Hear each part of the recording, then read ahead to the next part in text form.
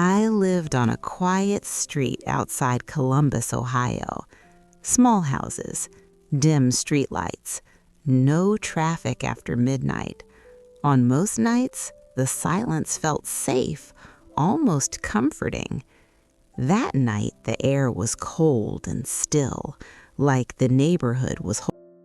Inside my house, everything felt normal. A half-eaten plate on the coffee table, the TV glowing quietly. I had fallen asleep on the couch after work, exhausted and careless, believing nothing bad could happen here.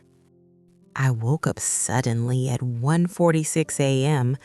The house was silent, too silent. My phone was dead, my mouth was dry. That's when I noticed the porch light shining through the window. I never leave it on.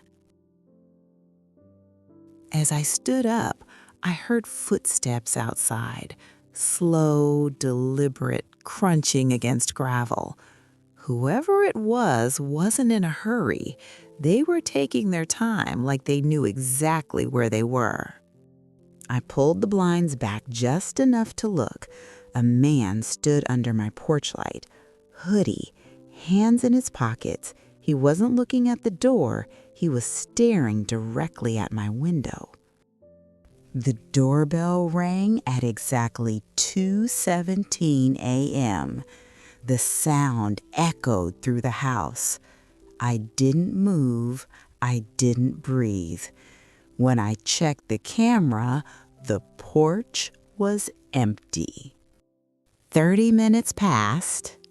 Nothing happened. I convinced myself it was over.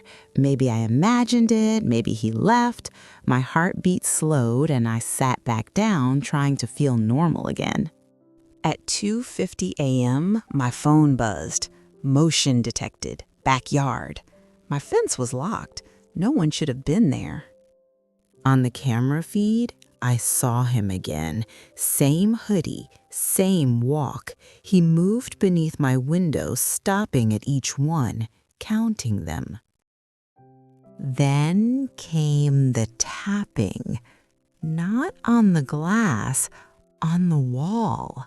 Soft, slow, intentional.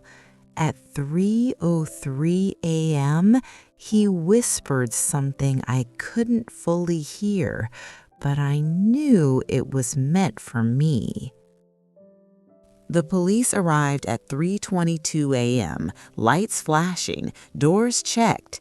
Nothing was found, no footprints, no damage. It was like he'd never been there. Before leaving, the officer told me something unsettling.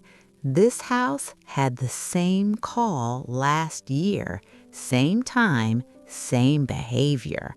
Later, my phone showed motion footage from before I ever lived there. Before leaving, the officer told me something unsettling.